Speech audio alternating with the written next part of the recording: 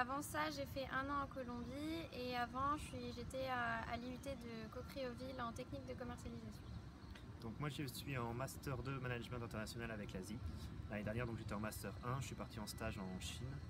L'année précédente j'étais parti en stage à l'étranger aussi en Chine et avant du coup j'étais en licence de management et marketing à l'université du Havre. Par rapport à mon expérience à l'étranger, je dirais que jusqu'à aujourd'hui, ça a été la meilleure expérience de ma vie, puisque j'ai pu découvrir une autre culture, une autre façon de vivre, une autre façon de suivre des cours à l'étranger. Donc en Colombie, c'est une autre atmosphère, je dirais.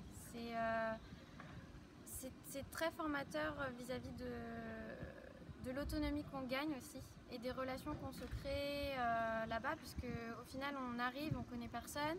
Et quand on repart, on laisse des amis sur place. Un petit peu pareil, ceci près que moi j'ai eu donc 2 expériences totalement différentes puisque la première fois j'étais parti en stage, enfin la première fois j'étais parti en échange, la deuxième fois je suis parti en stage et les 2 expériences ont été totalement différentes. L'expérience universitaire elle a été totalement comme Caroline, c'est-à-dire un peu révélatrice. On apprend un peu à se connaître, on arrive dans un pays avec une culture qui est totalement différente de la nôtre et c'est un défi et c'est quelque chose qui est extrêmement agréable à vivre. Et donc mon expérience de stage a été très différente puisque là j'étais vraiment...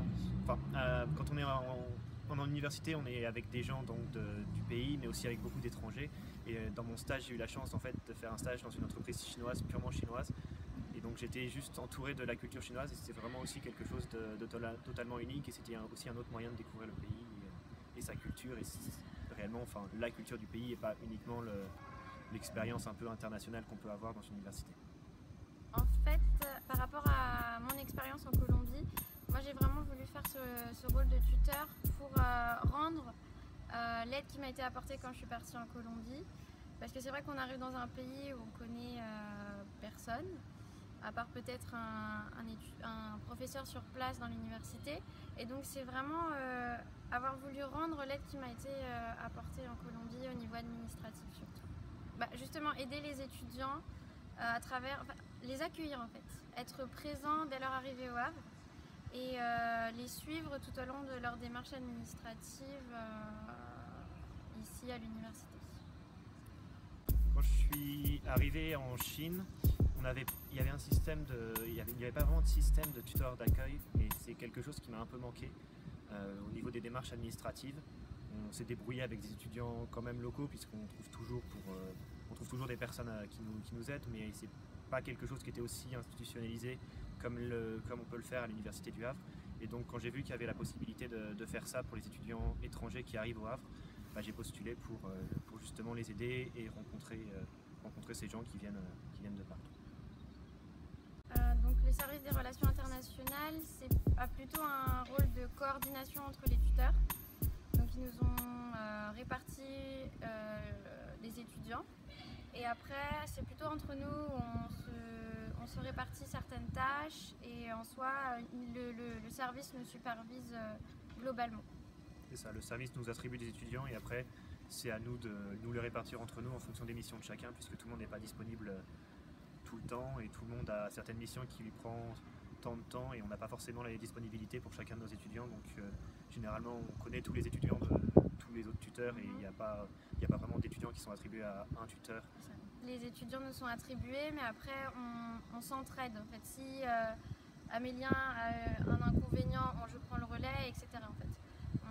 Selon les tâches qu'on doit effectuer ou les choses qu'on doit faire pour aider les étudiants, on s'entraide selon nos disponibilités. Alors pour ça, on a une journée d'intégration. Généralement, on fait ça une semaine après que tous les étudiants soient arrivés.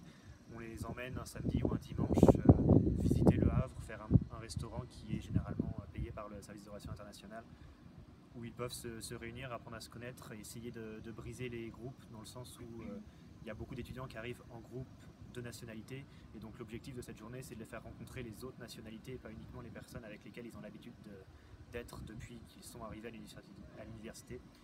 Et donc c'est ce genre d'initiative qu'on essaie de prendre. Puis en soi, dès qu'on prend un premier contact avec eux, On essaie de leur demander leur Facebook ou le réseau sur lequel ils sont le plus présents. Et on crée un groupe international Facebook où on inclut tous les étudiants. Et donc à partir de là, déjà, ils ont connaissance des autres.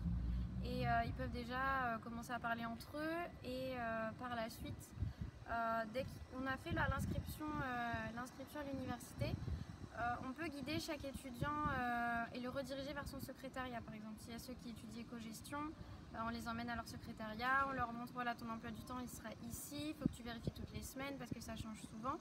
Des choses qu'ici on a l'habitude mais que pas forcément auxquelles ils sont habitués en fait.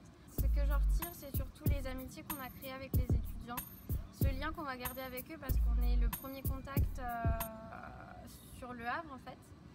Et c'est vraiment les expériences qu'on va créer avec eux par la suite parce qu'on organise des journées à la plage, des sorties en Normandie en général. Et donc même parfois des soirées, par exemple les Mexicains qui sont loin de chez eux organisent une soirée pour fêter l'indépendance du Mexique. Et donc ils nous invitent à manger des choses traditionnelles. Et en fait c'est le partage culturel qu'on a, oui, voilà, ce partage culturel qu'on a entre tuteurs et étudiants étrangers. Je pourrais pas vraiment mieux dire.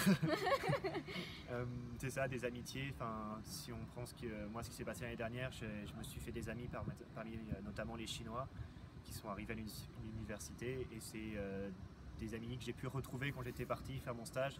Après mon stage, j'ai pu voyager un petit peu en Chine et j'ai pu les retrouver dans leur pays et c'est eux qui m'ont accueilli. Donc c'est ça, c'est des amis, des contacts qu'on va garder sur le long terme, on l'espère.